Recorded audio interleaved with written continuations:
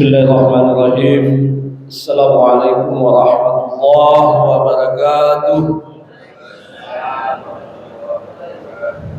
Innal hamdalillah nahmaduhu wa nasta'inuhu wa nastaghfiruh wa na'udzu billahi min shururi anfusina wa min sayyiati a'malina. May yahdihillahu fala mudilla lahu wa may yudlil fala hadiya lahu. Asyhadu an la ilaha illallah wahdahu la syarika lahu wa asyhadu anna Muhammadan abduhu wa rasuluhu la nabiyya ba'dah. Puji syukur kepada Allah Subhanahu wa taala.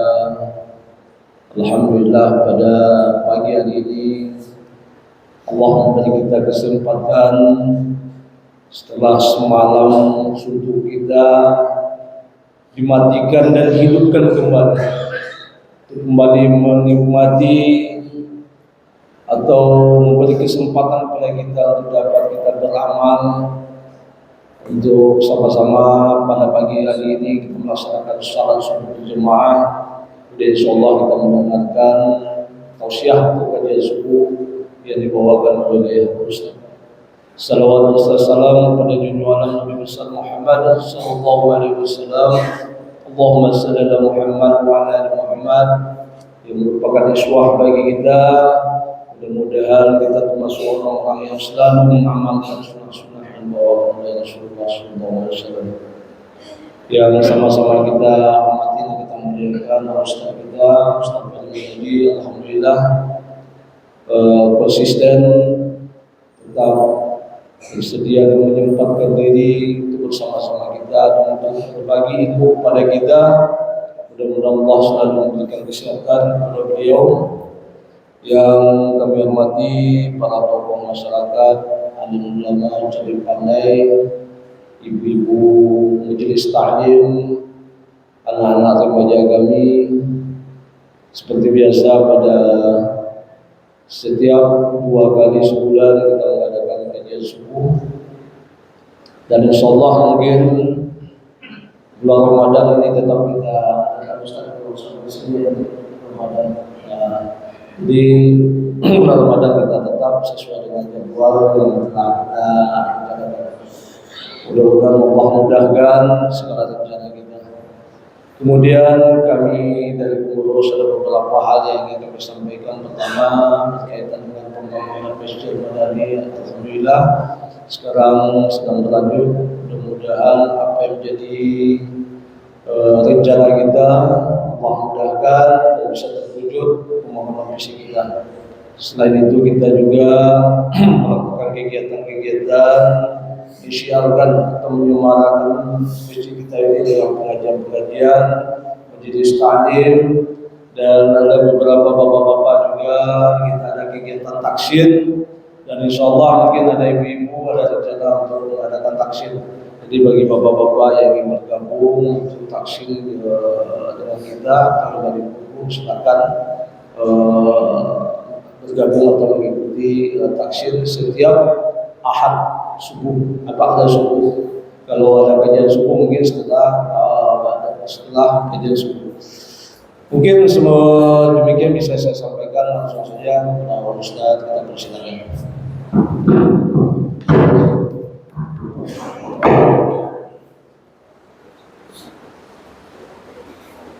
Sini Pak.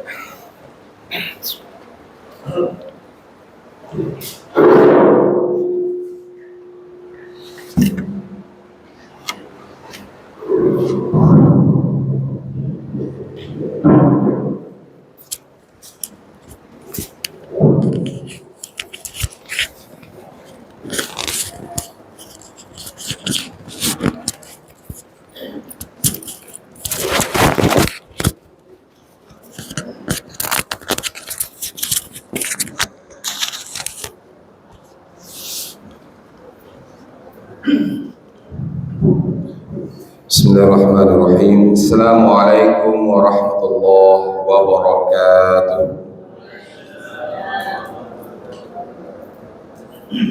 Innal hamdalillah nahmaduhu wa nasta'inuhu wa nastaghfiruhu wa na'udzu billahi min shururi anfusina wa sayyiati a'malina. Man yahdihillahu fala mudilla lahu wa man yudlil fala hadiya lahu. Asyhadu an la ilaha illallah wahdahu la syarika lahu asyhadu anna Muhammadan abduhu wa rasuluh. Allahumma shalli wa sallim ala Muhammadin wa ala alihi wa ashabihi ajma'in, amma ba'd. Qala Allah Ta'ala fil Qur'anil Azim, a'udzu billahi minasyaitonir rajim. Bismillahirrahmanirrahim. Wal 'ashr innal insana lafi khusr illa alladhina amanu wa 'amilus shalihat wa tawassaw bil haqq wa tawassaw bis sabr. Tsumma qala wa ma atakumur rasul fakhudhuhu wa ma nahakum 'anhu fantahu wa taqullaha innallaha syadidul iqab. Yang sama-sama kita muliakan, yang kita hormati segenap pengurus Masjid Al-Madani, ketua dan seluruh jajaran kepengurusan, rahimakumullah. Kita doakan semoga para pengurus kita senantiasa diberikan kesehatan, keberkahan dan semangat yang luar biasa untuk terus mengembangkan dakwah di lingkungan kita. Yang sama-sama kita muliakan, yang kita hormati tokoh masyarakat kita, alim ulama, para asatidz, tuan guru, orang yang kita tuakan di masyarakat, ketua RT kita, ketua RW kita, dan seluruh ayah bunda kami yang menjadi tempat kita bertanya, tempat meminta pendapat. Semoga seluruh pimpinan masyarakat kita diberikan oleh Allah kelapangan hati untuk mengurus umat dan kemudian urusan dan balasan atas semua kebaikan-kebaikan yang dilakukan. Kemudian yang dimuliakan seluruh Bapak Ibu jamaah kajian Masjid Al-Madani, kajian subuh, dan seluruh anak kami juga, remaja dan ibu yang di majelis taklim juga. Semoga Allah Subhanahu wa taala berikan keberkahan buat kita semua, memberkahi orang-orang yang kita sayangi, pasangan hidup kita, anak kita, dan seluruh orang yang telah berbuat baik kepada kita. Amin. Allahumma. Kembali kita bersyukur kepada Allah di pagi yang sangat mulia ini dengan mengucapkan kalimat Alhamdulillahilladzi ahyana ba'dama amatana wa ilaihi nusyur. Tadi malam kita mati, hari ini sembuh kembali, hidup kembali. Insyaallah kalau hari Allah beri kesempatan untuk hidup, semoga hidup yang kita jalani hari ini dan seterusnya diberikan keberkahan oleh Allah. Alhamdulillahilladzi bi ni'matihi tatimmus shalihat. Segala puji bagi Allah, dengan nikmatnya sempurnalah segala kebaikan. Semoga kesehatan yang diberikan semakin baik. Semoga anak yang diberikan semakin soleh dan soleh. Semoga rumah pun semakin berkah dan sebagainya. Dan insya Allah bisa kita gunakan untuk Allah Subhanahu wa taala. Sallallahu alaihi wasallam Rasulullah sallallahu alaihi wasallam, Muhammad wa ala alihi wa ashabihi ajmain. Assalamualaikum ya Rasulullah. Kita rindukan beliau, kita sayangi beliau. Ini cinta yang aneh, ini cinta yang luar biasa. Belum pernah bertemu dengan beliau, belum pernah melihat wajahnya, tapi sayang kita luar biasa, rindu kita luar biasa. Belum ada seorang pun manusia yang kita cintai seperti Rasulullah SAW. Terkadang kita menyayangi seorang, mencintai seseorang, merindukan seseorang karena pernah dahulu melihat wajahnya, tapi tidak dengan Rasul. Tak pernah melihat wajahnya, tapi rindu yang sangat. Semoga yang rindu dengan Rasul bisa dipertemukan oleh Allah Subhanahu wa taala dengan Rasulullah di telaganya beliau sallallahu alaihi wasallam bersama dengan orang-orang yang mulia. Dan tentu saja di dunia, bagi yang belum sempat atau belum diberikan kesempatan oleh Allah untuk berziarah ke makamnya Rasul dalam melaksanakan ibadah haji dan umrah, mudah-mudahan Allah berangkatkan. Yang belum pernah umrah, Allah umrahkan. Yang belum pernah, yang sudah pernah umrah, Allah hajikan. Yang sudah pernah umrah dan haji, mudah-mudahan berkali-kali Allah berangkatkan lagi ke tanah suci dan bisa langsung berkirim salam ke makam Rasulullah SAW. Assalamualaikum ya Rasulullah. Amin. Allahumma amin. Ibnu rahimakumullah. Yang pertama, ada yang berbeda hari ini. Masya Allah. Ini lebih nyaman ini, ya kan? Bisa malam-malam gitu ya. Dan ini juga lebih Masya Allah ya. Dan mudah-mudahan semua donasi yang diberikan untuk masjid ini, apapun bentuknya, ini berkah. Bayangkan siapapun yang donasi ini, betapa banyak para asatidz, para ustaz kita yang akan hadir di sini menyampaikan kajian. Berapa banyak kalimat-kalimat terbaik, hadis-hadis Rasul yang disampaikan, kalimat Allah yang dimuliakan di sini didengar oleh para jamaah, dan tentu saja mengalir pahalanya kepada orang yang memberikan ini, insyaallah. Dan tidak ini saja tentunya, kita melihat di atas ada pembangunan yang sedang dilanjutkan. Silakan fastabiqul khairat. berlomba-lomba untuk melanjutkan kebaikan. Karena kita tidak tahu, mungkin saja kebaikan seperti ini nanti yang akan menunggu kita dari kiamat. Alhamdulillah, izinkan Anda pada kesempatan kali ini memberikan kajian pada kita semua, mengingatkan temanya, judulnya adalah kiat sukses menjalani Ramadan, atau dalam tema lain, tips praktis menjalani ibadah dalam Ramadan. Jemaah yang Allah Subhanahu wa taala, tak terasa makanya diawali dengan kalimat Bismillahirrahmanirrahim, wal 'ashr innal insana lafi khusr. Demi masa sesungguhnya manusia itu merugi, seluruh manusia merugi. Tak terasa, rasanya kemarin Ustaz Ferry datang ke sini, kalau tidak salah itu diminta oleh Anda kita 2 bulan sebelum Ramadan masuk untuk kajian di sini. Ana masih melihat catatannya di sini, bulan Januari kalau salah itu. Habis Jumat ya, Nah setelah ini sudah setahun pula, sudah lewat bulan Januari. Kemarin rasanya Sya'ban, sekarang sudah Sya'ban, dan sebentar lagi akan Ramadan.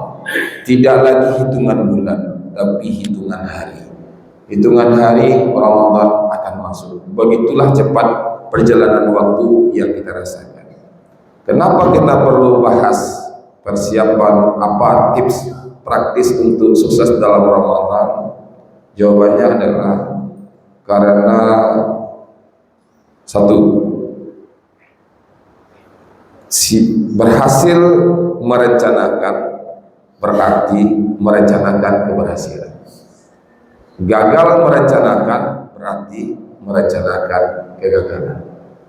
Maksudnya apa? Kalau kita gagal merencanakan untuk persiapan Ramadan kita sebulan ini, maka Ramadan kita Ramadan yang sia-sia pastinya. Itu yang pertama. Alasan yang kedua, kenapa kita harus siapkan diri kita di bulan Sya'ban? Karena boleh jadi ini Sya'ban terakhir. Boleh jadi besok Ramadan terakhir. Kalau ini Sya'ban terakhir, kalau besok Ramadan terakhir, kalau Allah pertemukan, maka tentu saja kita bertekad tidak boleh lagi Ramadan tahun ini sia-sia seperti tahun-tahun yang berlalu. Harus meningkat lebih baik ibadah kita Sya'ban ini dan Ramadan ini. Jangankan bertemu dengan Ramadan, ada tidak di antara kita yang dijamin bisa menyelesaikan Sya'ban sampai terakhir? Tidak ada. Maka Allah, tolong tanyakan kepada diri kita, apakah kita masih berleha-leha tak menyiapkan diri jika ini adalah Ramadan terakhir dan Sya'ban terakhir? Jawabannya tentu tidak. Kita akan membuat Sya'ban tahun ini Sya'ban yang luar biasa, dan Ramadan tahun ini Ramadan yang istimewa. Semangat Bapak Ibu ya, insyaallah.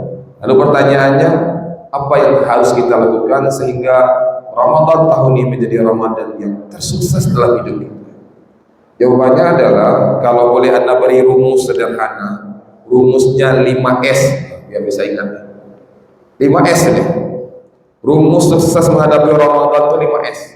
S pertama adalah siapkan diri sebelum Ramadan datang.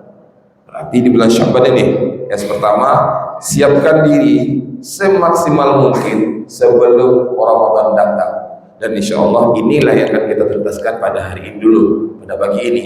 Apa yang harus kita siapkan dalam bulan Sya'ban ini selama 20-an hari ke depan, sehingga nanti kita sukses di Ramadan.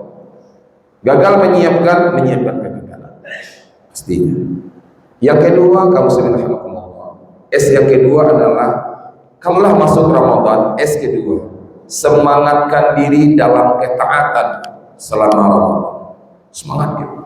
Apa ketaatan yang akan disemangatkan? Apa hal-hal baik yang harus kita semangat di sana? Nah, ini pula yang akan kita lanjutkan nanti setelah itu.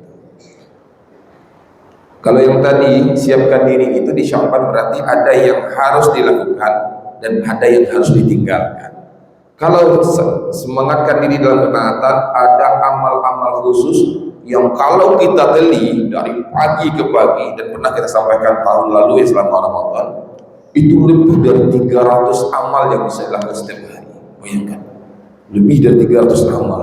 Jadi siapa bilang Ramadan itu bulan suntuk, bulan gabut, bulan nggak tahu ngapain, nggak salah. Dari paginya sampai pagi lebih dari 300 amaliyah yang bisa dilakukan kalau kita mau melakukan. Nah ini insya Allah. Kemudian yang S yang ketiga, apa? Yang ketiga, sibukkan diri 10 hari terakhir sebelum kepergiannya. Jadi setelah bersemangat kita semangat, semakin sibuk kita di 10-nya. Jangan semakin hilang. Karena nanti Bapak Ibu Allah akan ada fenomena yang nampak di mana di 10 hari terakhir itu sudah mulai wajah-wajah tak ada lagi di masjid ini. Itu sudah muncul fenomena drama wajah-wajah yang hilang. Jadi kalau nanti Bapak pengurus kalau ada wajah-wajah yang hilang, nanti di WA di grup masjid. Bismillah, assalamualaikum kepada seluruh jamaah, kepada seluruh masyarakat. Jika menemukan wajah-wajah di bawah ini, tolong kembalikan ke Masjid Al-Madani karena sudah hilang 10 hari terakhir. Sibukkan diri, nah, kasih nama wajahnya kan. Ini Bapak ini udah lihat kan semua Ramadan pertama, kedua. Sekarang nggak ada lagi nih, minta ya, karena akan hilang. Jadi S ketiga itu sibukkan diri. Bagaimana supaya menyibukkannya? Tahu kita amaliyah apa yang akan dilakukan di 10 hari terakhir. Kalau tak tahu kita tak sibuk. Orang sibuk itu kan karena tahu yang dilakukannya apa. Kalau tak tahu, memang akhirnya 10 hari terakhir menjadi hal-hal yang sia-sia lagi nih. Semakin sia-sia, semakin ke ujung, semakin hambar Ramadan terasa bagi orang yang tak tahu apa yang akan dilakukan 10 hari terakhir. S yang keempat, semarakkan diri dalam menyambut hari raya sesuai sunnah. Penting dilakukan. Karena Ramadan akan ada kaitannya dengan iftar, berbuka. Idul Fitri, waktunya berbuka. Kalau tak tahu cara menyambut Idul Fitri hari raya dengan baik sesuai sunnah, maka Idul Fitri juga sia-sia, Ramadan juga sia-sia. Yang kelima, S kelima, lanjutkan, sambung ibadah kebaikan yang dilakukan di Ramadan di bulan lain. Baru sukses Ramadan kita. 5 itu. Pertama, siapkan diri. Yang kedua, semangatkan dalam ketaatan. Ketiga, sibukkan diri di akhir Ramadan 10. Yang keempat, semarakkan diri, gembirakan diri, perbaiki diri di hari raya. Dan yang kelima, sambung kebaikan Ramadan ini dengan amaliyah sesuai Ramadan. Insya Allah sukses dengan 5 ini tips ini. Nah, itu kan globalnya. Bagaimana rinciannya? Tak cukup waktu mungkin menyampaikan ini. Tapi mudah-mudahan cukup. Kalau tak cukup waktu untuk kajian Sya'ban ini, nanti Anda kirimkan filenya ke pengurus. Ada beberapa file yang sudah terhutang Anda di sini untuk menyampaikan dan kirimkan lagi, biar bisa dibaca-baca di rumah. Jadi kita fokus hari ini apa yang akan kita siapkan untuk menyambut Ramadan di bulan Sya'ban ini. Kenapa begitu lagi? Alasan ketiga, karena Sya'ban adalah bulan yang dilupakan, bulan yang sering dilupakan oleh manusia. Bapak Ibu dan Bapak, baik, kita akan masuk ke sini. Apa yang akan kita siapkan dan seberapa penting Sya'ban itu dalam hadapi Ramadan? Ummul Mukminin siapa? Aisyah radhiyallahu anha, ibunda kita Aisyah berkata, "Kana ahabbu syuhuri ila Rasulillah sallallahu alaihi wasallam." Adalah bulan yang paling dicintai oleh Rasul sallallahu alaihi wasallam ayasumahu, untuk dia berpuasa. Ya, sesudah bulan Sya'ban, sesudah bulan Ramadan, bulan yang paling dicintai Rasul adalah untuk berpuasa Sya'ban, bulan Sya'ban yang sedang jalan ini. Tsumma yasiluhu bi Ramadan, kemudian beliau menyambungnya di bulan Ramadan. Kita mulai dulu dengan memahami maknanya. Sya'ban artinya kelompok, syurub, suku-suku, kelompok, golongan. Karena orang pada waktu itu di bulan Sya'ban ini berkelompok-kelompok. Ngapain berkelompok-kelompok? Mencari air. Jadi mereka berpisah-pisah untuk mencari air. Untuk apa? Persiapan di Ramadan. Dinamakan Sya'ban, kata Al-Imam Hafiz Ibn Hajar rahimahullah ta'ala, beliau berkata, ya, dikatakan Sya'ban karena pada waktu itu orang-orang sibuk mencari sumber mata air untuk persiapan air-air yang akan digunakan di bulan Ramadan. Kenapa disebut dengan Ramadan? Ramadan artinya panas terik, panas yang membakar. Jadi bulan Ramadan itu artinya panas terik. Jadi untuk menghadapi Ramadan di Sya'ban itu orang syu'ur berkelompok-kelompok mencari air, sumber mata air. Terpencar-pencar mereka, maka disebut dengan Sya'ban. Itu secara bahasa. Lalu penamaan ini masuk ke dalam Islam, dipakai oleh Allah Subhanahu wa taala sebagai penamaan bulan sebelum datangnya Ramadan yang disebut dengan Sya'ban. Apa istimewanya Sya'ban? Minimal ada 3 istimewanya Sya'ban ini.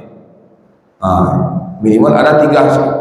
Yang pertama adalah Rasulullah katakan Sya'ban adalah bulan di mana manusia banyak melupakannya, padahal bulan ini adalah bulan di mana diangkat amal, dilaporkan amal manusia setahun penuh. Kita melakukan amal, laporannya ada di bulan ini diangkat ke langit. Kata Rasulullah, "Dzalika syahrun yaghfulun nas anhu baina Rajab wa Ramadan." Bulan Sya'ban itu adalah bulan yang dilupakan oleh manusia yang berada di antara bulan Rajab dan bulan Ramadan. Sya'ban ini. Kenapa manusia melupakan bulan Sya'ban pada waktu itu? Karena begini, dalam bulan Arab itu, bulan Islam sebelumnya, orang Arab itu punya kebiasaan. Dan Allah masukkan, Allah menyebutkan ada 4 bulan haram, 3 berurut, Dzulqa'dah, Dzulhijjah, Muharram. Itu disebut dengan bulan haram.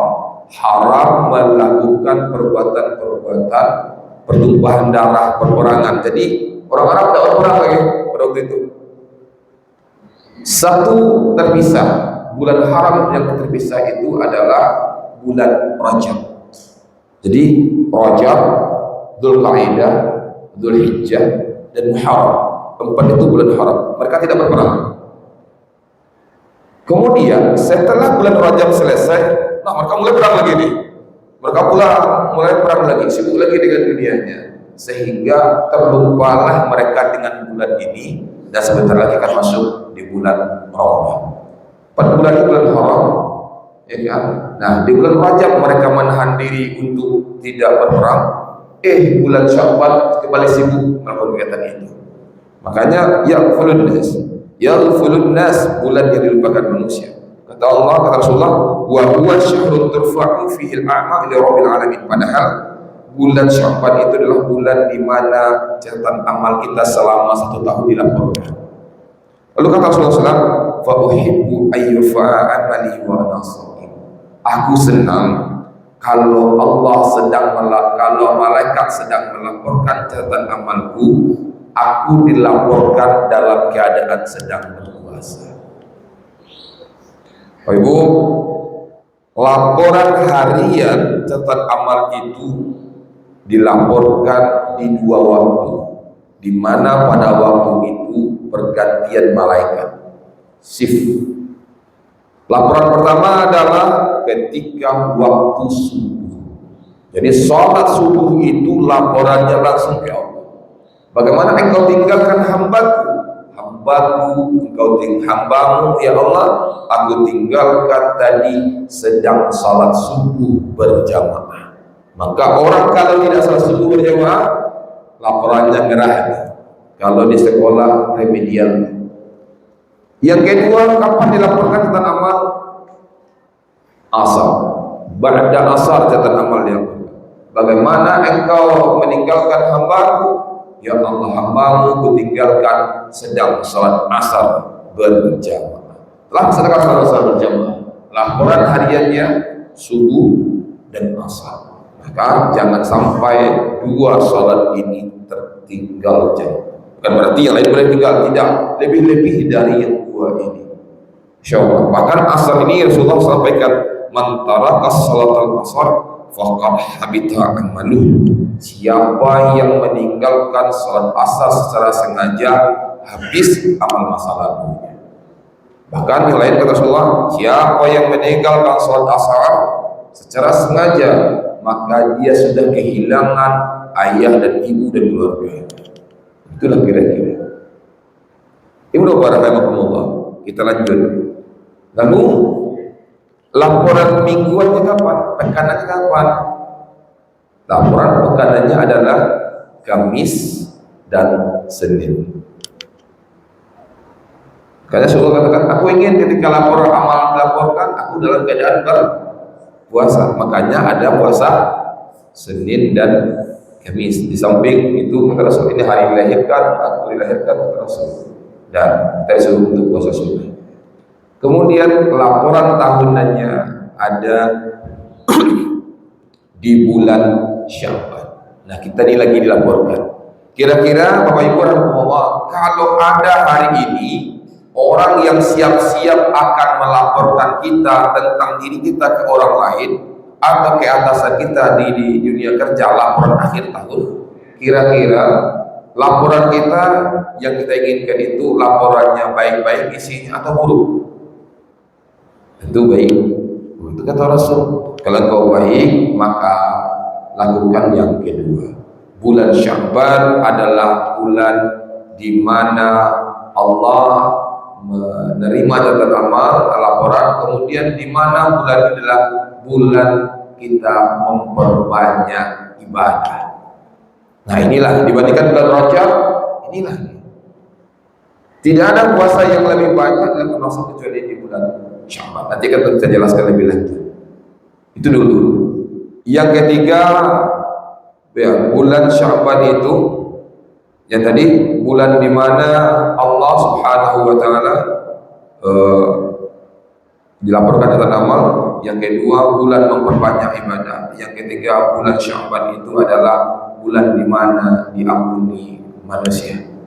Bulan Allah juga ampuni dosa-dosa manusia. Kita akan mulai membahas lebih detail untuk ini. Ibu bapak rahimahumullah, kita mulai dulu bahwa bulan Sya'ban adalah bulan penuh ketaatan. Bulan penuh ketaatan, amal-amal apa saja yang bisa kami lakukan, Ustaz, sehingga kita tidak termasuk kepada orang yang lalai di sini, orang yang melupakan bulan Sya'ban. Ya, karena bagaimanapun kondisinya nanti di bulan Ramadan akan banyak ditentukan di bulan Sya'ban. Siapa yang berhasil menuntaskan dirinya di bulan Sya'ban dengan kebaikan, maka dia akan menghadapi Ramadan dengan sebaik-baiknya. Pertama kita mulai dulu. Bulan Sya'ban adalah bulan paling banyak kita melakukan ketaatan. Ketaatan apa yang harus kita lakukan pertama dahulu adalah ketaatan dalam bentuk pembayaran semua kewajiban-kewajiban yang belum tuntas berkaitan dengan Ramadan tahun lalu. Apa yang pertama? Jika ada selama Ramadan yang berlalu qada puasa yang belum dibayarkan, maka Sya'banlah tempatnya yang tepat untuk membayarkan sebelum Ramadan datang. Suatu hari ibunda kita Aisyah radhiyallahu anha menyampaikan, kata beliau, kana yakunu alayya as-shawmu bi Ramadan. Aku punya hutang yang belum dibayarkan, kewajiban itu berkaitan dengan Ramadan yang pernah kulalui. Jadi Aisyah sebagai seorang perempuan pasti punya kewajiban puasa pada masa lalu yang belum dibayarkannya. Sama dengan perempuan-perempuan dalam masa subur kita hari ini. Lalu kata beliau, fama astati'u, aku belum bisa bayarkan nih, belum sempat bayarkan. Kenapa? Kita tahu Aisyah radhiyallahu anha adalah istri yang sering menemani Rasul, menemani perang, jalan jauh berkorban, itu Aisyah yang sering menemani. Belum bisa kubayarkan, fama astati'u, belum bisa kubayarkan. An-aqdiyahu illa fi Sya'ban, kecuali baru aku bisa bayarkan qada itu, ganti itu di bulan Sya'ban. Tugas pertama kita, ayah bunda kami, jika ada di antara ibu-ibu yang tak tuntas puasa Ramadan tahun lalu, mumpung masih ada waktu Sya'ban 1 bulan ke depan, hitungan hari sebenarnya puluhan hari ke depan, saatnya menuntaskan qada puasa yang belum dibayarkan. Tolong ingatkan seluruh anggota keluarga kita yang perempuan muslimah yang sudah balik anak-anak gadis kita, diingatkan. Berapa lagi nak puasamu yang belum tuntas? Sampai di rumah nanti sampai katanya kan 3 hari lagi ibu belum bayarkan, 2 hari dulu atau 4 hari sudah dibayarkan di bulan Syawal atau di bulan Dzulqa'dah. Alhamdulillah, berapa hari lagi yang belum tuntas?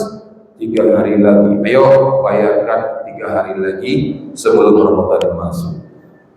Itu kewajiban siapa? Paling pertama mengingatkan, kewajiban seorang ayah di rumah.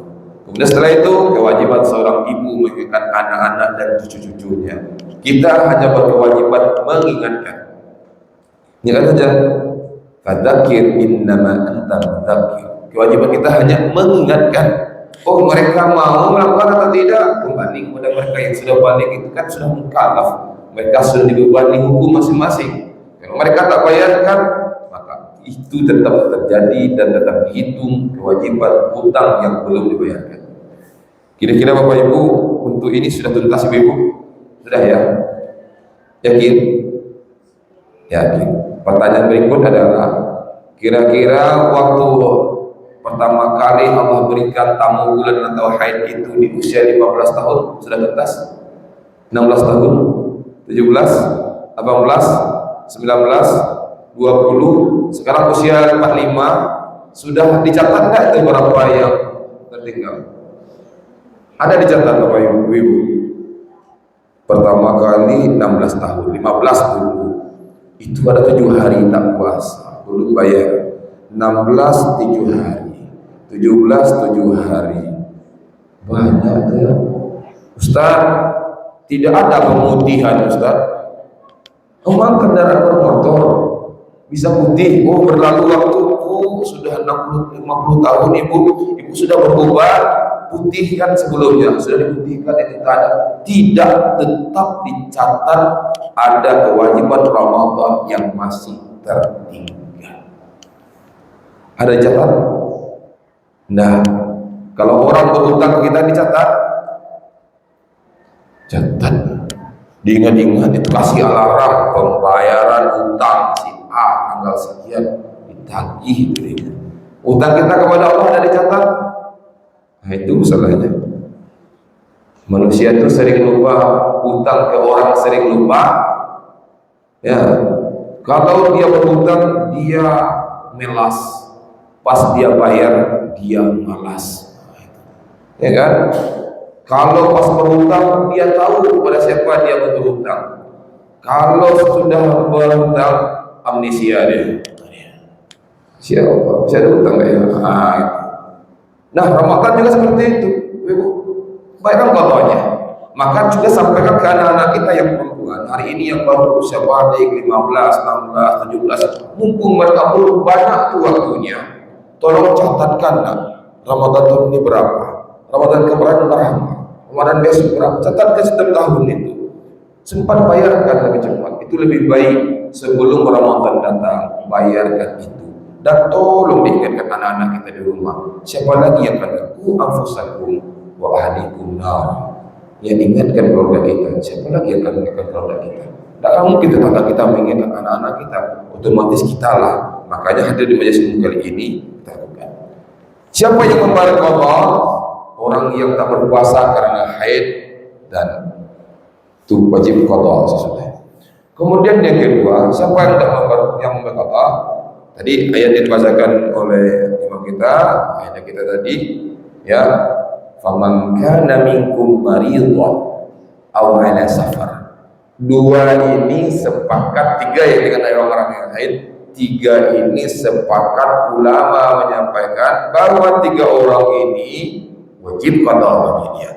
Faman kana minkum maridhan, orang yang dulu marid, yang sakit Ramadan kemudian tak bisa berpuasa, maka setelah Ramadan berlalu wajib bayar qada, dan mumpung Sya'ban masih ada, bayarkan di bulan Sya'ban. Sakit apa?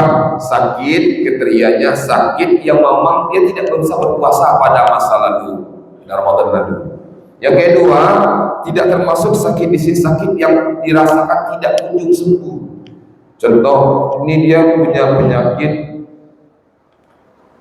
mah akut yang memang kata medis kalau dia tidak mengkonsumsi siang hari obat dan medis dia, atau dia gagal ginjal akut, kalau dia tidak konsumsi air sedikit atau apa, dia akan penyakit semakin parah.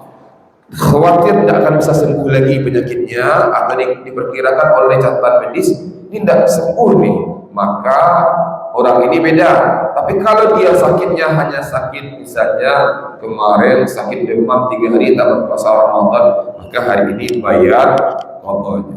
Tapi kalau sudah penyakitnya penyakit akut yang sudah tersembuh, maka tidak qada lagi, nanti bayarannya dalam bentuk fidyah, dan itu berbeda bayarannya. Bapak muslimin rahimakumullah, kita lanjut ke qada. Jadi yang boleh tak puasa besok dan yang kemarin tak boleh berpuasa karena sakitnya yang memang tak memungkinkan dia berpuasa. Tapi kalau sakitnya cuma sakit sedikit, contoh ngiris bawang, terluka tangannya, berdarah, buka puasa. Kenapa buka puasa? Sakit apa? Sakit. Tidak boleh. Tidak ada alasan luka karena ngiris bawang buka puasa. Sakitnya demam, harus minum obat, harus tidur, kita istirahat, silakan kita istirahat, silakan tidak berpuasa, tapi ingat ayyaman ma'dudat, faman kana minkum maridan aw ala safarin fa iddatun min ayyamin ukhra. Ganti itu di hari lain yang paling baik ya sebelum Ramadan datang, tentu di bulan Sya'ban.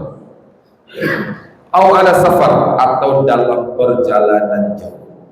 Safar, jika kita safar boleh tidak berpuasa. Ustaz, kami sanggup berpuasa dan kami bisa safar dalam keadaan berpuasa. Bolehkah kami safar dalam keadaan berpuasa? Silakan. Tapi mana yang lebih baik? Safarkah atau berbuka? Maka ulama menyampaikan, silakan baca satu buku judulnya Habibullah, kekasih Allah, kesayangan Allah. Ada lebih kurang 40 orang yang paling disayangi Allah. Nanti kalau ada waktu kita coba bahas kitab ini ya. Bagus sekali kitabnya, tebal 700 halaman lah ya. Itu bicara siapa orang yang menjadi kekasih Allah. Satu di antara orang yang menjadi kekasih Allah adalah orang yang mau mengambil rukhsah, keringanan dari Allah. Contoh, dia berjalan ke sini ke Sumbar, ada pembolehan rukhsah keringanan dalam bentuk jamak dan kasar. Dia tidak ambil, Allah benci dengan orang seperti ini. Allah malah senang, Allah sayang dengan orang apa? Ambil rukhsahnya. Sudahlah diringankan, kenapa tidak? Sudah, yang keempat jadikan 2, zuhur 2, kemudian salam, naik lagi asar 2, lakukan di waktu zuhur, namanya jamak asar takdim. Atau 2 zuhur 2 asar duluan, kemudian zuhur berikutnya lakukan di jamak takhir di asar. Allah sayang, malah orang yang paling cintai Allah adalah ketika diberi keringanan dia ambil itu keringanan. Tapi kalau tidak ada keringanan, jangan cari-cari ringan. Perjalanan dari Padang ke Kulim, buka puasa pula di Kulim. Buka puasa musafir. Dari mana? Dari Cipta Karya ke Bukit Barisan Kulim. Itu cari ilat namanya, cari alasan untuk bisa berbuka puasa. Tidak. Tapi kalau perjalanan jauh, silakan. Maka minkum maridun aw ala safarin fa iddatun min ayyamin. Ganti dengan qada. Ulama untuk 3 orang ini sepakat untuk bayarkan qada. Lalu bagaimana dengan orang yang di sini beda pendapat ulama lagi. Oh, yang kedua sepakat lagi. Untuk siapa? Untuk orang yang tak mampu berpuasa. Kriteria yang sepakati ulama adalah satu, orang tua yang sudah tak mungkin lagi berpuasa. Kemarin ada teman anak usia ibunya sudah 80-an, 8 kalau nggak salah, tapi masih sadar, tapi sudah di kursi roda, tak sanggup berpuasa. Apa yang dilakukan? Maka fafidiyatun ala ta'am miskin. Maka berikan fidyah, pembayaran tertentu kepada fakir miskin. Ya. Jadi berapa banyak pembayaran fidyah itu? Nah, disinilah ulama berselisih dalam menentukan. Dalam masalah fidyah ini, kalau nanti kita sampaikan lebih lanjut di bawah berapa takarannya. Kita lanjut siapa yang akan melakukan ini. Satu tadi orang tua yang sudah tua dan tak mungkin lagi berpuasa. Tapi kalau ayah bunda kami masih kuat berpuasa, nggak usah berfidyah, berpuasa. Insya Allah sehat. Tapi kalau tak kuat lagi, maka berbukalah. Maka setiap hari yang ditinggalkan, bayarkan fidyahnya berupa makanan pokok untuk satu orang fakir miskin, dan kita berikan setiap berapa kali kita tinggalkan puasa. Yang kedua, yang boleh qadha itu adalah orang sakit yang dikhawatirkan tak sembuh lagi, tak bisa lagi sembuh penyakitnya, kanker stadium 4 misalnya, dan dia harus konsumsi obat setiap hari, maka dia boleh untuk tidak berpuasa, cukup bayar fidyah saja. Sampai sini paham kita baik-baik, insyaallah. Lalu bagaimana dengan ibu hamil dan menyusui? Disinilah timbul khilaf pendapat ulama. Dibagi kepada 3 pendapat. 3 pendapat ini benar, boleh pakai 3-tiganya. Fafidyatun ala ta'am miskin, beri makan fakir miskin itu bagi orang ibu dan hamil. Pendapat pertama, bagi ibu hamil dan menyusui, satu, cukup mutlak qadha saja. Kalau sudah bayar qadha, selesai. Contoh, dia hamil, menyusui, selesai 2 orang anaknya sampai usia 27 tahun ke atas, dia tidak hamil lagi. Oke. Kemudian setiap tahun dia ganti itu berapa bulan Ramadan yang dilaluinya dengan qadha saja. Saya ambil yang ini saja, lalu saya qadha saja. Boleh tidak? Silahkan. Ada yang sudah bayarkan dalam bentuk itu, silahkan. Qadha saja. Ganti berapa yang ditinggalkan? Oh, hamil 1 bulan, menyusui 2 tahun, berarti 3 tahun. Hamil lagi, menyusui lagi. Anaknya cuma 2, berarti ada 6 Ramadan. Dia sanggup berpuasa setelah itu. Silahkan bayar qadha puasa saja, selesai, aman. Insyaallah tidak ada lagi kewajiban di mata Allah. Yang kedua, cukup fidyah saja. Di antaranya pendapat dari Ummul Mukminin Aisyah radhiyallahu anha, Ibnu Abbas radhiyallahu anhuma, beliau cukup, kata beliau. Ibnu Umar juga menyampaikan cukup untuk fakir miskin 1 hari saja. Jadi orang hamil dan menyusui sudah bayar fidyah saja. Kok begitu? Karena wanita itu rentan dengan hamil dan menyusui. Dan kalaupun mereka tidak hamil lagi, biasanya di usia menopause. Padahal di usia menopause semuanya sudah mulai terasa agak melelahkan. Mana mungkin sekian banyak Ramadan berlalu akan dibebankan kepada wanita usia seperti itu lagi. 50 tahun itu udah berpuasa, asam urat naik, asam lambung naik, semua asam naik, ya. Darah tinggi naik. Itu masih banyak tuh puasa. Kalau anaknya 1, lumayanlah 1, 3 hari, 3 bulan tak puasa. Coba bayangkan kalau begini.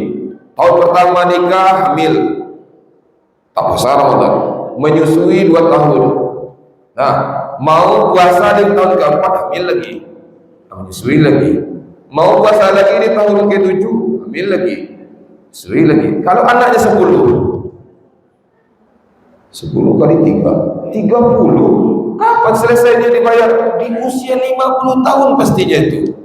Kalau ibunda kita Khadijah radhiyallahu anha menikah dengan Rasul usia 40 tahun, sampai dengan 50-an tahun, sampai di atas 50 tahun, Khadijah bisa melahirkan 6 orang putra. Bayangin, anak Rasul itu 1 orang yang tidak dari Khadijah, lebih dari Khadijah. Berarti beliau sehat. Mana ada, kalau di Indonesia hari ini 40 tahun sudah melahirkan langsung sesar tuh. Khawatir kita. Anda pernah sampaikan kemarin, Imam Asy-Syafi'i di kandungan itu 4 tahun. Ibunya 4 tahun. Kalah hamil gajah. 4 tahun Imam Syafi'i baru lahir. Sekarang coba gitu, jangankan 4 tahun, 9 bulan 20 hari sudah kiri kanan tuh mata suaminya. Ini sesar nih, bisa lagi nih. Imam Syafi'i 4 tahun. Nah, bayangkan kalau usia 50 tahun, seorang wanita harus puasa.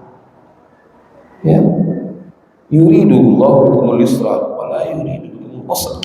Allah itu memberikan kemudahan, tidak memberikan kesulitan.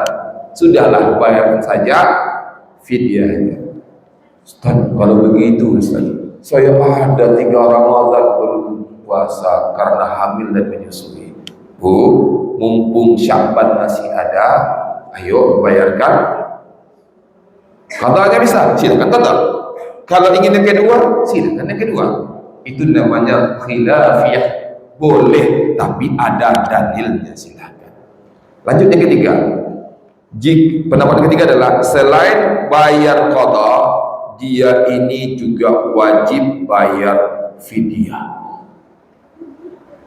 Nah, bagi siapa? Bagi orang yang khawatir dengan keselamatan janin dan bayinya ketika dia menyusui, dia wajib, ibu hamil dan seperti ini, wajib qada, wajib fidyah menurut pendapat ulama yang ketiga.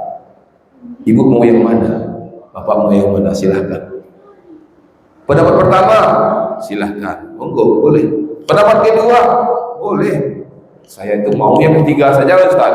Puasa iya juga, fidyah iya juga, silahkan. Lalu kita tanya, ibu mau yang pertama? Tidak. Yang kedua? Tidak. Yang ketiga? Tidak. Ibu mau apa? Tak bayar, itu tak boleh. Yang tak bayar itu tak boleh. Tak ada istilah pemutihan saja Ustaz kalau ada. Tidak ada, bayarkan. Lalu pertanyaannya, dari siapa harta ini diambil? Dari siapa ini? Maka ini diambil dari harta suami. Karena kewajiban ini suami yang membayarkan, walaupun istri punya uang. Karena dalam kajian fikih munakaha dalam Islam berkaitan dengan nafkah, berkaitan dengan waris. Sebulan yang lalu, ini dalam bulan ini berapa kali Anda menyelesaikan kasus waris? Ada seorang jamaah, Ustaz, lagi ini Mas, lagi sekolah. Saya mau ngobrol dengan Ustaz, saya sampai kaitan dengan pembagian harta warisan. Oke Pak, boleh Anda dapat gambarannya? Boleh. Istri saya sudah meninggal beberapa hari yang lalu. Jadi hartanya cukup banyak. Bagaimana cara membaginya? Ayo datanglah ke sekolah karena Anda bisa ke rumah karena Anda sedang kerja Anda ini. Kalau bisa datang ke sekolah, silakan datang kunjung ke pustaka, kita akan bahas. Lalu kita dudukan. Harta itu banyak macamnya dalam rumah tangga. Ada harta yang khusus milik suami, ada yang harta khusus milik istri, ada harta yang tidak ada penempatannya ini milik istri dan milik suami. Dan itu didapatkan dalam perkawinan. Nah itu sebenarnya harta golong ini kita di Indonesia. Itu beda cara yang mana yang menjadi harta warisan. Nah, terlepas dari itu dulu, dalam Islam ternyata semua gaji istri milik istri, semua penghasilan istri milik istri. Suami kalau mau pakai pinjam, kalau tak pinjam istri lepaskan haknya. Bang, tak usah pinjam ini. Maka itu sedekah terbaik bagi seorang istri adalah sedekah yang diberikan kepada suaminya. Semua gaji suami milik, itu tidak boleh. Semua gaji istri milik istri, Pak. Semua gaji istri suami milik istri, milik ayah dan ibunya, milik istrinya, dan milik anak-anaknya. Jadi tidak boleh mertua datang, mama terus di situ tuh di gaji suami itu ada tuh hak orang tuanya. Anta wa maluka li abika. kamu dan hartamu milik ayahmu, milik ibu. Jangankan mengambilnya boleh itu, tanpa beritahu diambil, dijualnya boleh. Itulah kira-kira. Ya kan? Jadi tidak mertua datang ke rumah, anak bujang orang diambil gagal-gagal kan. Pas datang mertuanya datang, manyun dia. Tuh mamamu datang tuh, pasti piti lo lihat tuh, uang lagi tuh, manyun kayak begitu, tidak boleh kan. Nah, Bapak Ibu, dari fidyah itu diambilkan dari harta suami, walaupun istri bisa membayarkan. Tapi kalau seandainya istri membayar sendiri, silakan. Tapi sampaikan dulu. Fidyah dari hartaku aja ya, dari gajiku aja, silakan, jangan salah. Bagus kan? Ya, pas kewajibannya jelas. Barakallahu. Kita lanjut ya. Pertanyaan kedua adalah berapa banyaknya fidyah yang mau dibayarkan? Nah, di sini ulama berbeda pendapat dalam menentukan banyaknya fidyah yang dibayarkan. Pendapat pertama, tiga lagi pendapatnya. Pendapat pertama adalah 1 sa' makanan pokok. 1 sa' itu sama dengan 4 mud. Nah, kita ulang ya. 1 sa' sama dengan 4 mud. 1 mud itu sama dengan 2 genggam tangan orang Arab. Ambil gandum, satu, 2 itu 1 mud. Kalau 4 mud berarti kali 2, 8. 1, 2, 3 sampai 8. Kalau ditakar oleh para ulama di takarannya, itu 1 sa' itu sama dengan 2,5 kilogram atau sama dengan ukuran pembayaran zakat fitrah. Mau pendapat yang pertama silahkan. Berarti ada orang tua kita tak sanggup berpuasa, ada istri yang dia hamil dan menyusui, dan kita ambil pendapat pembayaran fidyah saja, maka 1 hari itu kalau ambil pendapat yang pertama ini bayarkan 2,5 kilogram kali 30 hari, berarti sekitar 75 kilogram, 7 karung setengah untuk fidyah. Sanggup Bapak? Banyak mana Ustaz? Yang bawah itu standar bawah ada enggak Ustaz? Ada. Setengah sa', kata ulama, cukup setengah sa'. Setengah sa' itu sama dengan 2 mud. 2 mud sama dengan 4 genggam. 4. Kalau dibawa ke ukuran gram, separuh dari 2,5 kilogram. Berapa ukurannya? 1,25. Ya kan? 1,25. Cukup 1,5, ya, 1,5 kilo, genapkanlah 1,3 on atau 1,5 kilogram. Boleh. Jadi kalau dikalikan dengan 30 hari berarti 45 kilo, ya, 5 kilo. Separuh dari 75 kilo tadi, 5 kilo, 4 karung setengah. Masih banyak Ustaz. Berat. Ada enggak yang lebih kurang dari Ustaz? Ada. Cukup 1/4 sa' atau cukup 1 mud saja. 1/4 dari 2,5. Berapa itu ukurannya? 7 on lah ya. Digenapkan jadi 7 on. 7 on beras cukup untuk 1 hari. Ada enggak di bawah itu? Ada lagi dong. Cukup kan itu? Kadang-kadang rendah. Yang rendah aja lah Ustaz. Untuk ibu anak kadang-kadang itu. Sekarang kita ganti pertanyaan Ibu. Kalau seandainya pengurus masjid atau Pak RT bilang gini, pengurus masjid lah ya, siapapun warga perumahan ini jamaah Masjid Al-Madani, ya, insya Allah pengurus akan berikan bantuan berupa beras. Apa tadi? Berupa beras. Syaratnya subuh berjamaah ke masjid. Silahkan yang sudah subuh berjamaah bikin list 3 karung, pilihannya 1 karung, 2 karung, 3 karung, 4 karung. Silahkan bikin list di bawah ini. Kira-kira ibu ngambil list yang berapa karung? Bapak ngambil list yang berapa karung? Pak pengurus, saya 1 saja lah Pak. Ada? Tidak yakin. Ambil 4. Lalu kalau dibuat list di bawahnya, silahkan bikin list pembayaran besar fidyah yang akan dibayarkan ke fakir miskin. Ibu ngambil yang mana? 77 karung setengah, 75 kilo, 45 kilo, atau 35 kilo? Mana? Pasti. Nah itulah gambarannya. Jadi kalau tak mampu 2,5, minimal nanti adalah 7 pun cukup. Paham Bapak Ibu ya? Tuh. Yang kedua, fidyah itu boleh langsung makanan saji. Bukan cuma saji ya, cuma saji nanti cari pula apa namanya fried chicken ya kan? Fidyah, lain pula fidyah. Kemudian boleh tak ustaz fidyah itu diganti dengan kiris? Sini boleh. Fidyahku ya. Jangankan dengan uang digital, dengan uang kartal saja, uang emas, uang perak, uang dalam bentuk uang kertas, itu ulama mengatakan tidak sah fidyah dengan itu. Walaupun ada sebagian kecil yang menyatakan boleh membayar fidyah dalam bentuk uang. Tapi di sana fidyatun ala ta'ami miskin. Fidyah itu dalam bentuk makanan. Ustaz, pada masa lalu pada masa Rasul tidak ada uang Ustaz. Siapa bilang tak ada uang? Zaman Rasul ada namanya dinar. Dinar itu cukup beli 1 ekor kambing. Ada dirham, cukup beli 1 ekor ayam. Dan itu sudah ada. Tapi adakah Abu Hurairah, adakah Umar bin Khattab, adakah Utsman, adakah Rasulullah membayarkan dalam bentuk dinar? Tidak ada. Mereka semua membayarkan dalam bentuk ta'amin miskin, makanan untuk orang miskin. Jadi bayarkan dalam bentuk makanan pokok.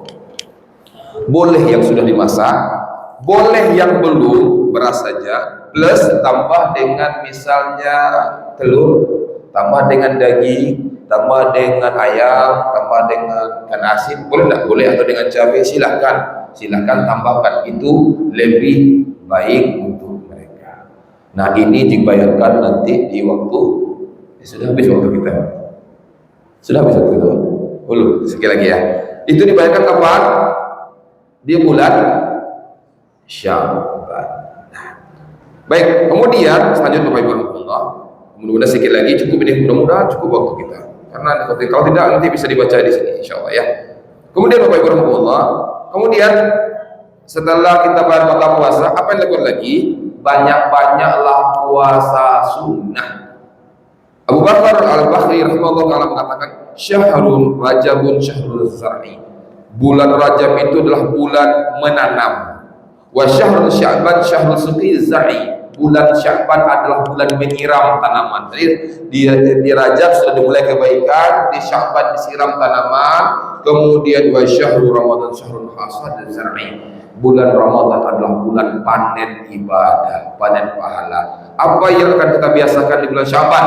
Selain qada puasa, 1, perbanyaklah puasa sunnah. Kata Rasul, kita disuruh untuk banyak-banyak puasa sunnah. Dan lihat oleh Aisyah, Rasulullah tidak ada hari yang lebih banyak beliau berpuasa kecuali di bulan Sya'ban. Kenapa?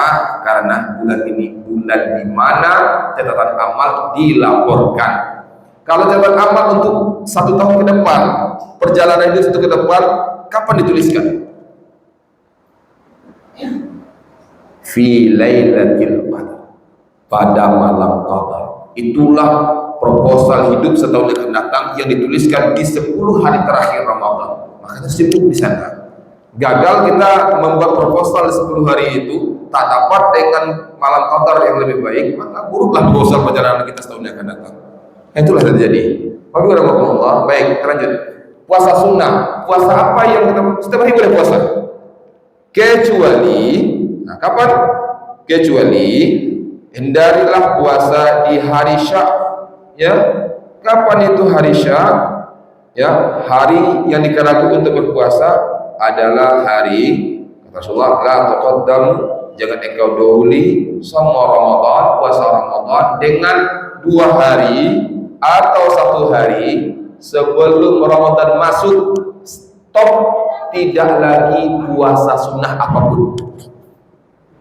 Misal hari puasa Ramadan adalah hari Rabu mulainya, maka hari Selasa, hari Senin, 2 hari sebelum Ramadan masuk tidak boleh lagi puasa.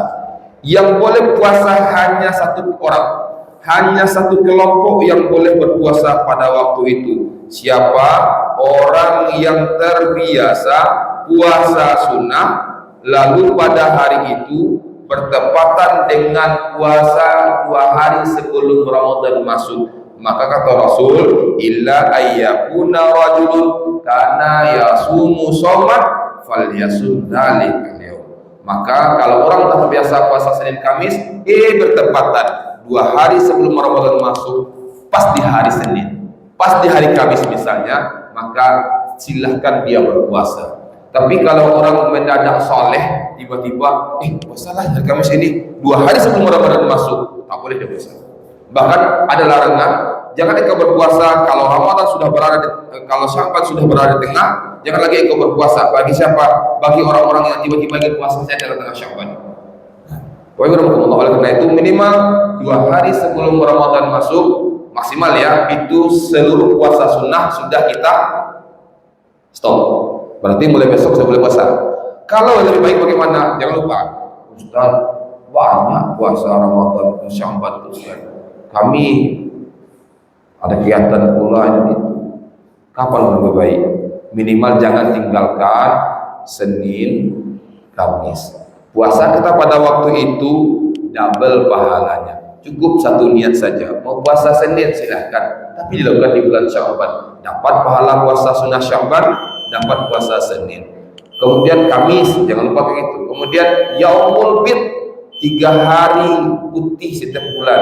Hari putih, hari yang bercerah. Di bulan purnama itu malamnya, misalnya kita puasa 3 hari. Saling mengingatkan di grup.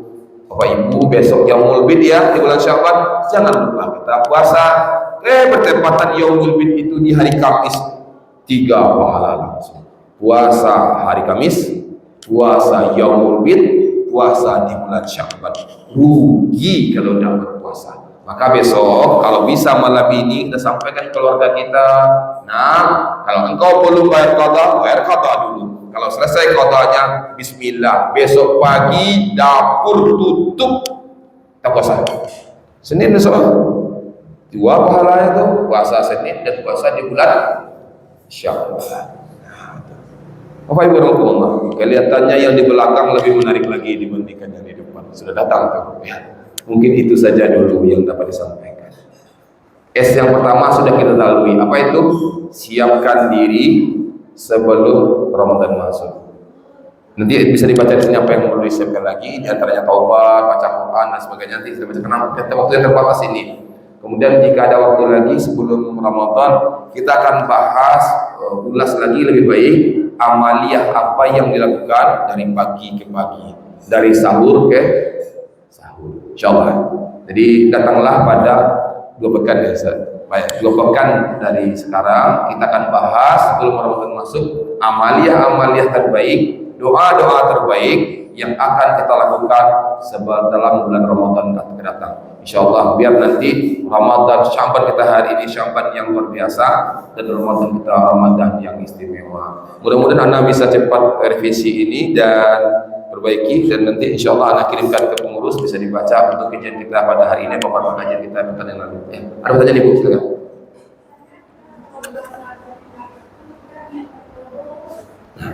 Baik, bagaimana ketika niat qada itu dibayar dengan niat sunnah langsung? Di sini khilaf pendapat ulama. Pendapat yang terkuat adalah kata Imam Ahmad rahimahullah taala, jika ada puasa wajib, puasa qada, kemudian puasa sunnah, maka dudukan sesuatu ini untuk wajibkah atau untuk sunnahkah? Kenapa? Kalau dia setara, maka cukup satu niat saja sudah terwakili ibadah-ibadah sunnah yang lain. Contoh, dia puasa Senin, niatnya puasa Senin, maka karena dilakukannya di bulan Sya'ban, dia dapat pahala Sya'ban. Kebetulan Senin itu adalah puasa Yaumul Bid pula, puasa hari ke-13 misalnya. Berarti dia puasa Senin tapi 3 pahala didapatkan langsung. Puasa Yaumul Bid, puasa hari Sya'ban, dan puasa di bulan hari Senin.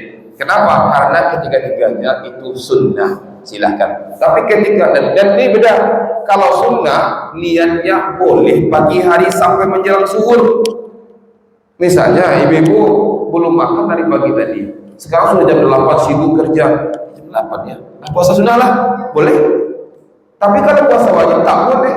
Puasa wajib niatnya setelah matahari terbenam sampai fajar masuk. Nah, maka tetapkan, kata Imam Ahmad rahimahullah taala, jika itu dibayarkan juga ada sunnah dan wajib di dalamnya, maka nanti puasanya tidak untuk wajib dan tidak pula untuk sunnah. Maka tetapkan sesuatu, ini sunnah atau wajib.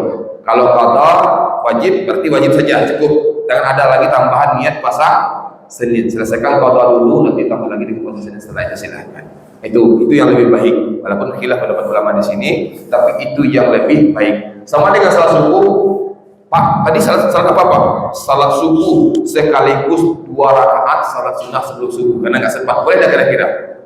Tidak, karena dia satu wajib, satu sunnah. Tetapi bapak-bapak tadi nggak sempat salat sunnah 2 rakaat sebelum subuh. Kemudian datang ke masjid, bisa tahiyatul masjid 2 rakaat, tapi juga sekaligus 2 rakaat sebelum subuh, silakan.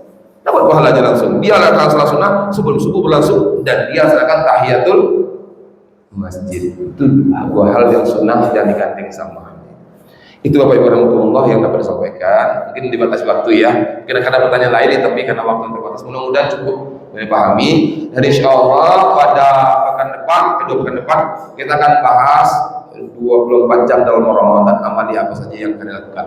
Mudah-mudahan sehat selalu ayah bunda kami, sehat selalu, kuat selalu, semangat selalu, dan tetap ada di majelis ilmu biar tahu apa yang akan direncanakan di Ramadan. Kenapa? Karena boleh jadi ini Sya'ban terakhir dan boleh jadi ini Ramadan terakhir. Mudah-mudahan bermanfaat. Kalau ada yang salah dalam penyampaian tadi yang tidak berkenan, mohon maaf sebesar-besarnya. Yang benar dari Allah, yang salah dari Anda sendiri. Tentu dengan doa kafaratul majlis. Assalamualaikum warahmatullahi wabarakatuh. Kemudian izin tidak bisa membersamai karena habis ini ada lagi kegiatan berikutnya yang izin Pak ya. Izin Bunda kami tidak bisa membersamai di sini. Assalamualaikum warahmatullahi wabarakatuh.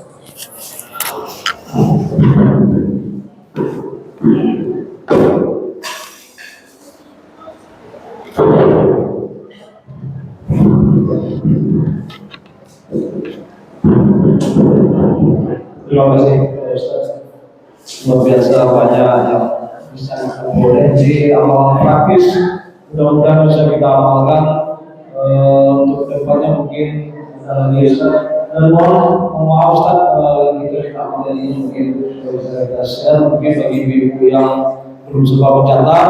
Insyaallah nanti Ustaz akan bagi kita, saya akan bagi kepada jemaah semuanya. Kemudian insyaallah menjelang Ramadan kita khusus untuk bapak-bapak dan keluarga putra, kita mengadakan gotong royong. Mungkin bagi bapak-bapak, ibu-ibu yang ingin menyumbang makanan, kita mungkin ada rencana untuk makan bersama kalau memungkinkan. Mungkin makan bersama. Karena tahu ibu-ibu ingin bersedekah makanan, nanti kita adakan makan bersama. Nanti kita lihat situasinya nanti. Demikian mungkin bapak-bapak, ibu-ibu yang hadir pada hari ini untuk bentar sejenak kita ada sarapan bersama, sarapan pagi sambil kita bersilaturahmi mungkin berbagi. Sebenarnya kita ingin melihat Ustaz yang mungkin tahu saya tidak lain yang berhubungan memudahkan Ustaz. Demikian bapak-bapak, mudah-mudahan Allah akan selalu memberkahi kita. Maaf atas berbagai khilafan. Terima kasih atas segala perhatiannya. Wabillahi taufiq wal hidayah. Assalamualaikum warahmatullahi wabarakatuh.